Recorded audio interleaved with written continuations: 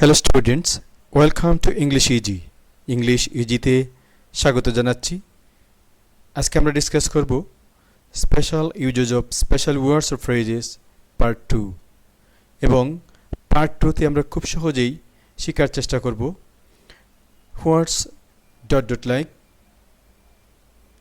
What does dot dot look like, as soon as, there এবং it. এই পাঁচটি আজকে আমরা ভালোভাবে শেখার চেষ্টা করব, পাঁচটির ব্যবহার। প্রথমেই আমরা শিখব এজ সুন এজ এর ব্যবহার।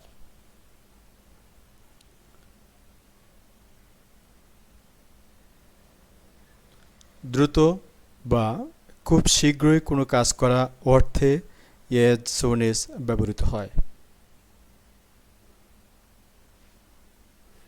এক্সাম্পল লক্ষ্য করি, come back to Bangladesh as soon as possible. যত দ্রুত সম্ভব বাংলাদেশে ফিরে এসো। পরীক্ষাতে এখানে যে জায়গায় এজ সুন এজ লেখা আছে সেখানে গ্যাপ দেওয়া থাকবে। সেন্টেন্স পরে বুঝতে হবে যে এখানে শীঘ্রই বুঝেছে কিনা, তখনই আমরা এখানে এজ সুন এজ গ্যাপের মধ্যে লিখব।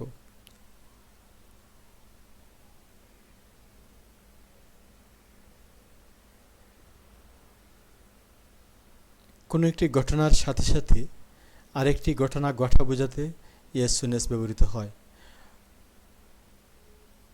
অর্থাৎ দুইটি ঘটনা ঘটবে, এর মধ্যে যে ঘটনাটি আগে ঘটে তার পূর্বে এজ সুন এজ ব্যবহার করা হয়।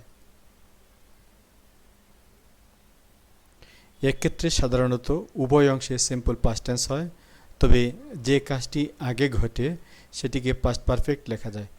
অর্থাৎ এজ সুন এজের ব্যবহারের ক্ষেত্রে লক্ষ্য রাখতে হবে যে সেন্টেন্সের মধ্যে দুটি ঘটনা আছে কিনা, অর্থাৎ দুটি বাক্যাংশ থাকবে এবং দুটি বাক্যাংশ দ্বারা দুটি ঘটনাকে বোঝানো হবে, দুটি কাজ হবে। যেটি দ্বারা আগে কাজ করা বোঝায় তার পূর্বে এজ সুন এজ ব্যবহৃত হয় এবং এই ক্ষেত্রে দুটি অংশে পাস্ট টেন্স লেখা যায়, তবে যে ঘটনাটি আগে ঘটে সেটিকে পাস্ট পারফেক্ট লেখা যায়। আমরা এক্সাম্পলের মধ্যে বিষয়টি ক্লিয়ার হওয়ার চেষ্টা করি।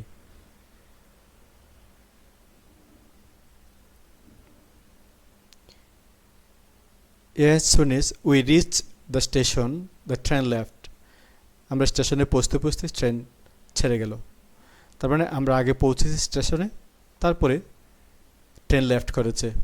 তো এখানে দুটি ঘটনা, যে ঘটনাটি আগে ঘটেছে তার পূর্বে as soon as ব্যবহৃত হয়েছে। এরকম পরীক্ষাতে যদি সেন্টেন্সের শুরুতে গ্যাপ দেওয়া থাকে আর মাঝখানে কমা, তাহলে নিশ্চিতভাবে বুঝে নেব যে এখানে as soon as হবে। এছাড়া এখানে দেখবে যে দুটি ঘটনা রয়েছে কিনা, তাহলেই আমরা দেখব যে যে জায়গায় গ্যাপ আছে সেখানে as soon as হবে। এই as soon as এর ব্যবহারের সাথে আমরা যে আরও 10টি পড়ব তার কোনোটির বৈশিষ্ট্যের মিল নেই। সুতরাং এই ক্ষেত্রে এটা আমরা লক্ষ্য রাখবো যে যদি শুরুতে সেন্টেন্সের গ্যাপ থাকে, এরপরে একটি বাক্যাংশ, তারপরে কমা দেওয়া থাকে, তাহলে আমরা বুঝে নেব এখানে as soon as হবে। as soon as we had reached the station, the train left. অর্থাৎ এখানে যে we reached the station, the train left, যে প্রথম সেন্টেন্সে আছে, এই প্রথম অংশটাকে অর্থাৎ we reached the station এটাকে পাস্ট পারফেক্টে লেখা যায়। সেজন্য আমরা এখানে লিখেছি we had reached the station, the train left. অর্থাৎ দুইটি ঘটনা, একটা হচ্ছে আমাদের স্টেশনে পৌঁছা আর একটা হচ্ছে ট্রেনটি ছেড়ে যাওয়া। এর মধ্যে কোন ঘটনাটা আগে ঘটেছে? আমাদের স্টেশনে পৌঁছা। সেজন্য তার পূর্বে as soon as ব্যবহৃত হয়েছে এবং আগের ঘটনাটিকে আমরা পাস্ট পারফেক্টে লিখতে পারি।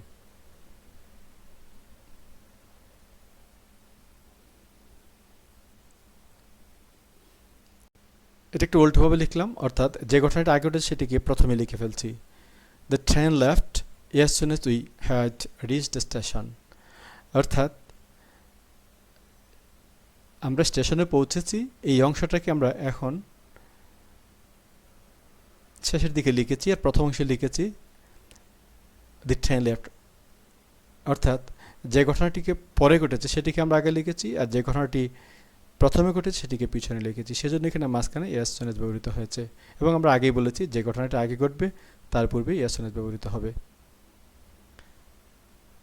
যেহেতু এখানে we reached দ্য স্টেশন, অর্থাৎ we had reach the station, এটা আগে ঘটেছে, সেজন্য এখানে অ্যাজ সুন অ্যাজ হয়েছে, আর এটা যেহেতু আমরা শেষে লিখেছি বাক্যাংশটি we had reached the station, সেজন্য মাঝখানে অ্যাজ সুন অ্যাজ ব্যবহৃত হয়েছে।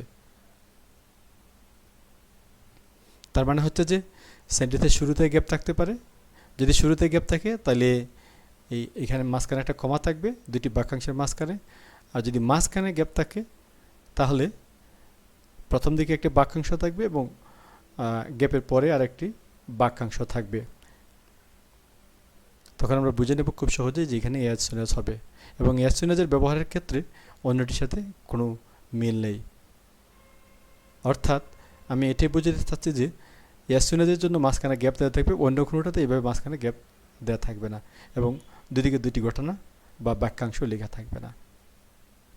আবার অ্যাজ সুন অ্যাজ সেন্টেন্সের শুরুতে থাকতে পারে, শুরুতে থাকলে আমরা দেখব যে দুইটা বাক্যাংশের মাঝখানে কমা আছে কিনা, তখন শুরুতে যে গ্যাপ থাকবে সেই গ্যাপের মধ্যে আমরা বক্স থেকে এনে অ্যাজ সুন অ্যাজ বসিয়ে দেব।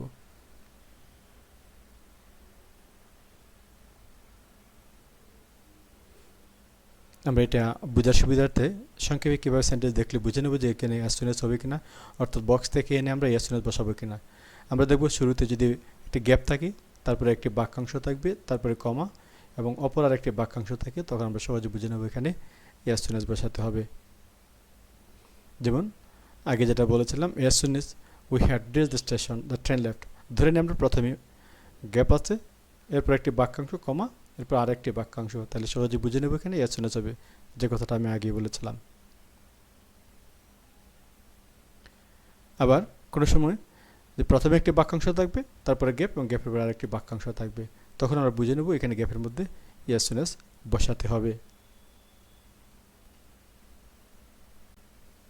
যেমন নিচের example, the train left as soon as we had reached the station, যে এক্সাম্পলটা আমরা আগে দিয়েছিলাম, যে এখন আমরা কি করেছি, যে ঘটনাটিকে আগে উঠেছে সেটিকে আমরা পিছনে নিয়েছি, সেজন্য তার পূর্বে অ্যাজ সুন অ্যাজ অর্থাৎ সেন্টেন্সের মাঝখানে অ্যাজ সুন অ্যাজ ব্যবহৃত হয়েছে।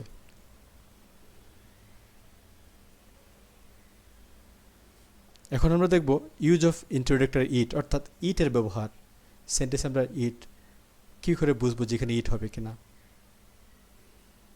সেটি আমরা এখন জানার চেষ্টা করব। ইম্পার্সোনাল সাবজেক্টের ক্ষেত্রে ইট বসে, ইটকে প্রিপারেটরি সাবজেক্ট বলা হয়। ইতর প্রাণী, অপ্রাণীবাচক বস্তু, ছোট শিশু ইত্যাদির পরিবর্তে ইট বসে।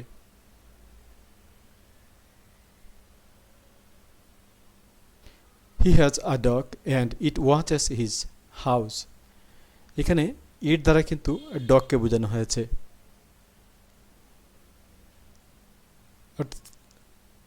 ইতর প্রাণী বাচক শব্দ, প্রাণীবাচক শব্দ ডগ, তার পরিবর্তে এই সেন্টেন্সের দ্বিতীয় অংশে ইট ব্যবহৃত হয়েছে।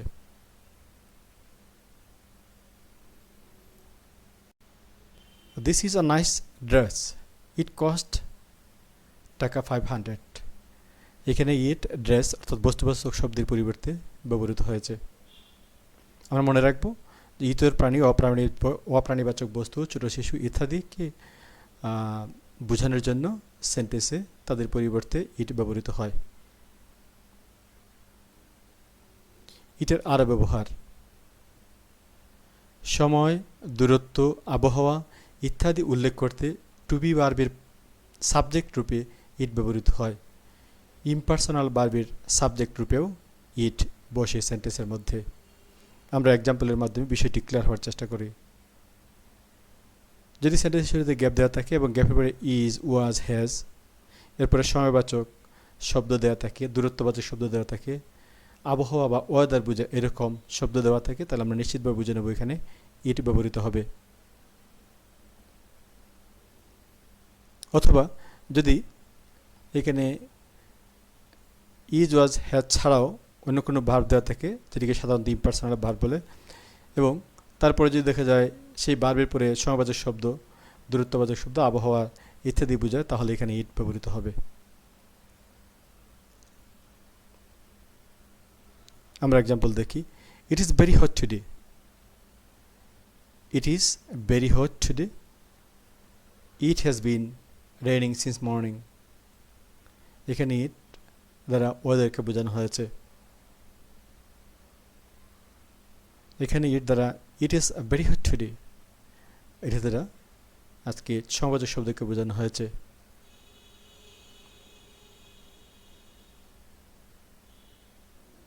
ইট ডিজ ইন উইন্টার, শীতকালে শিশির পড়ে। এখানে ইট দ্বারা সমবাচক শব্দ উইন্টারকে বোঝানো হয়েছে।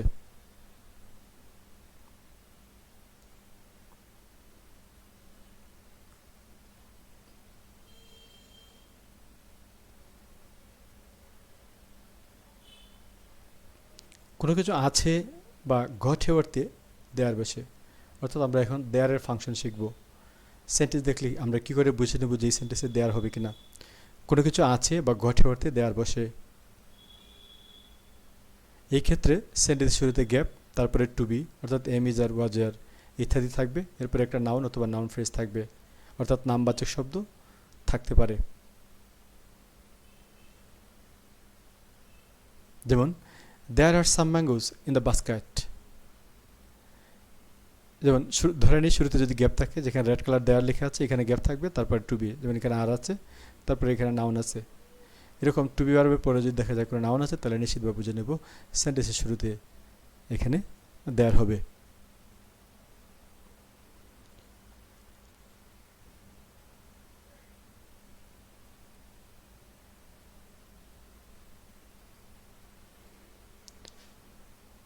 যদি দেখা যায় গ্যাপের পরে টু বি ভার্ব অর্থাৎ এম ইজ আর ওয়াজ আর ইত্যাদি আছে, তারপরে দেখা যায় a lot of, a number of, plenty of, pair of, many, such, several, more, enough, some অথবা নাম্বার অর্থাৎ সংখ্যাবাচক শব্দ রয়েছে, তারপরে কোনো নাউন থাকতে পারে। তখন আমরা বুঝে নেব যে এখানে দেয়ার হবে সেন্টেন্সে শুরুতে সাবজেক্ট হিসেবে। যেমন there are a lot of fishes in the pond. এখানে টু ভার্ব রয়েছে আর, তারপরে এ লট অফ আছে, এখানে নাউন আছে, তাই সেন্টেন্স শুরুতে এখানে দেয়ার। There are 50 boys in our class. এখানে টু ভার্ব রয়েছে, তারপর বয়েজ রয়েছে, সংখ্যাবাচক শব্দ রয়েছে 50, এই জন্য শুরুতে কী হয়েছে দেয়ার ব্যবহৃত হয়েছে।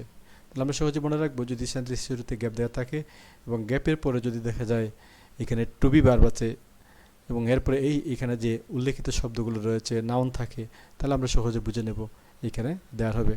তাই এটা আমাদেরকে মনে রাখতে হবে, এই গঠনটা বা স্ট্রাকচারটা আমাদেরকে মনে রাখতে হবে। দেয়ারের আরও কিছু ব্যবহার আমরা দেখি। যদি দেখা যায় গ্যাপের পরে সিম, কাম, গো, লিভ, হ্যাপেন ইত্যাদি ইন্ট্রানজিটিভ ভার্ব থাকে, এরপর অন্যান্য শব্দ থাকতে পারে, তাহলে বুঝবো আমরা এখানে সেন্টেন্সের শুরুতে দেয়ার ব্যবহৃত হবে। যেমন এখানে লেখা আছে there lived a king in this palace. এখানে লিভড আছে, তারপরে একটা নাউন আছে কিং, সেজন্য সেন্টেন্স শুরুতে এখানে দেয়ার ব্যবহৃত হয়েছে। এখানে লিভ হচ্ছে ইন্ট্রানজিটিভ ভার্ব। তো যদি দেখি আমরা সেন্টেন্সের মধ্যে গ্যাপের পরে ইন্ট্রানজিটিভ ভার্ব থাকে, তাহলে আমরা বুঝে নেব এখানে দেয়ার ব্যবহৃত হবে। আরেকটা এক্সাম্পল দেখি, দেয়ার গোজ দ্য লাস্ট বাস। এখানে গো হচ্ছে ইন্ট্রানজিটিভ ভার্ব, এটা শুরুতে দেয়ার ব্যবহৃত হয়েছে সাবজেক্ট হিসেবে।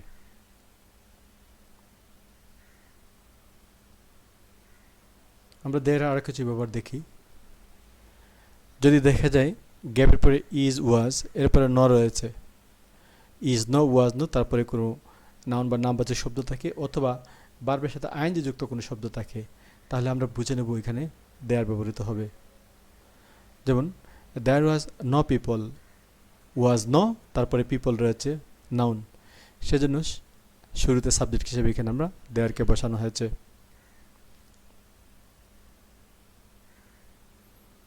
There is no denying the fact that the students are improving day by day. এখানে ইজ নো আছে, আমরা আগে বলেছিলাম ইজ নো অথবা ওয়াজ নোর পরে যদি নাউন থাকে অথবা ভার্বের সাথে আইনজি যুক্ত শব্দ থাকে, তো এখানে দ্বিতীয় এক্সাম্পলে দেখা যাচ্ছে ইজ নর পরে রয়েছে ভার্বের সাথে আইএনজি, সেজন্য আমরা শুরুতে দেয়ার এখানে বসিয়েছি। তাহলে আমাদের মনে রাখতে হবে ব্যাপারটা এরকম, যদি সেন্টেন্স শুরুতে গ্যাপ দেওয়া থাকে তাহলে এবং এরপরে যদি ইজ অথবা ওয়াজ ন থাকে, ইজ অথবা ওয়াজ ন থাকে, তারপরে কোনো নাউন থাকে, নামবাচক শব্দ থাকে, তাহলে সেই গ্যাপের মধ্যে দেয়ার হবে। অথবা ইজ অথবা ওয়াজ নয়ের পরে যদি কোনো ভার্বের সাথে আইনযুক্ত শব্দ থাকে, যেমন এখানে ডিনাইং রয়েছে দ্বিতীয় এক্সাম্পলের ক্ষেত্রে, এরকম থাকলে আমরা শুরুতেই গ্যাপের মধ্যে দেয়ার বসাবো। এখন আমরা দেখব হোয়াট ইজ অথবা হোয়াটস ডট ডট লাইক, অর্থাৎ হোয়াট ইজও লেখা যায়, অর্থাৎ বক্সের মধ্যে যেটা থাকবে সেটাই লিখবো। যদি হোয়াট ইজ থাকে তাহলে হোয়াট ইজ, অথবা এই হোয়াট ইজকে সংক্ষেপে লেখা যেতে পারে হোয়াটস, এভাবে যদি থাকে তাহলে আমরা লিখবো হোয়াট ইজ অথবা হোয়াটস ডট ডট লাইক। এটার ব্যবহার আমরা শিখি। কোনো ব্যক্তির বা বস্তুর সম্পর্কে মতামত জানতে, কোনো ব্যক্তি বা বস্তুর সম্পর্কে মতামত জানতে প্রশ্ন করার ক্ষেত্রে হোয়াট ইজ বা হোয়াটস লাইক ব্যবহৃত হয়। অর্থাৎ কোনো ব্যক্তির বা বস্তুর গুণ, আচরণ, ব্যবহার জানতে, অর্থাৎ কোনো ব্যক্তি বা কোনো বস্তু কেমন সেটা বোঝানোর জন্য প্রশ্ন করার ক্ষেত্রে হোয়াট ইজ বা হোয়াটস লাইক ব্যবহৃত হয়। যেমন এক্সাম্পলে লেখা আছে হোয়াট ইজ রহিম লাইক, রহিম কেমন, হি ইজ ভেরি অনেস্ট, তিনি খুব সৎ। অর্থাৎ এটা দ্বারা কিন্তু তার চেহারার কথা বলা হয়নি, বাহ্যিক রহিমের বাহ্যিক দিকের কথা বলা হয়নি, বলা হয়েছে রহিম কেমন, লোকটা কেমন। দ্যাট মিন্স রহিমের গুণ বা রহিমের চারিত্রিক বৈশিষ্ট্যের কথা জিজ্ঞেস করা হয়েছে, সেজন্য এখানে লেখা আছে হি ইজ ভেরি অনেস্ট।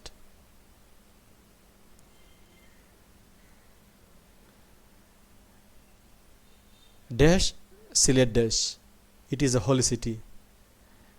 এখানে আমরা কি বসাবো? What is Sylhet like, Sylhet কেমন, বা হোয়াটস সিলেট লাইক, সিলেট কেমন। এটা কিন্তু সিলেটের সৌন্দর্যের কথা বোঝানো হয়েছে, সিলেট শহরের গুণের কথা বোঝানো হয়েছে। সেটা কি? It is a holy city, একটি পবিত্র নগরী। অর্থাৎ কোনো কিছুর গুণ বা চারিত্রিক বৈশিষ্ট্য, ব্যবহার, আচরণ ইত্যাদি জানার জন্য প্রশ্নবোধক বাক্যের ক্ষেত্রে হোয়াট ইজ লাইক বা হোয়াটস ডট ডট লাইক ব্যবহৃত হয়।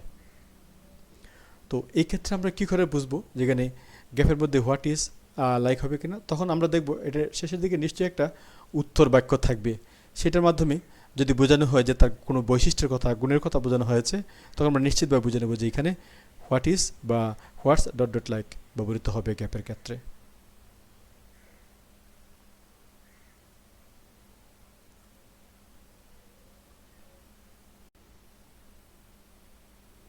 এখন আমরা শিখব what does dot dot look like.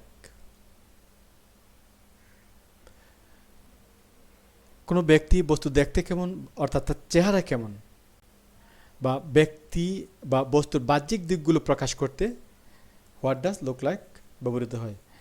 অর্থাৎ কোনো কিছু দেখতে কেমন, চেহারায় বা তার বাহিরের দিক দেখতে কেমন, এইটা জানার জন্য যে প্রশ্ন করা হয়, সেই প্রশ্ন করার বা সেই প্রসঙ্গত বাক্যের ক্ষেত্রে হোয়াট ডাজ লুক লাইক ব্যবহৃত হয়। আর হোয়াট ইজ লাইকটা ব্যবহৃত হয় তার গুণ বা চারিত্রিক বৈশিষ্ট্য জানার জন্য। হোয়াট ডাজ লুক লাইক ব্যবহৃত হবে ব্যক্তি বা বস্তুর কোনো কিছুর বাহ্যিক দিক, অর্থাৎ দেখতে স্বাভাবিকভাবে কেমন সেটাকে বোঝানোর জন্য বা সেটা বুঝতে বা উত্তর হিসেবে পেতে প্রসঙ্গত বাক্যের ক্ষেত্রে হোয়াট ডাজ লুক লাইক ব্যবহৃত হয়। এক্সাম্পলের মধ্যে বিষয়টি ক্লিয়ার হওয়ার চেষ্টা করি। What does Rina look like, Rina দেখতে কেমন, শি লুকস বিউটিফুল। এই শি লুকস বিউটিফুলের মাধ্যমে কিন্তু রিনার চেহারার কথা বোঝানো হয়েছে, বাহ্যিক দিক, অর্থাৎ চোখে দেখতে সে কেমন সেটা বোঝানো হয়েছে, তার কোনো গুণের কথা বলা হয় নাই। তো সেজন্য এখানে what does Rina look like হয়েছে।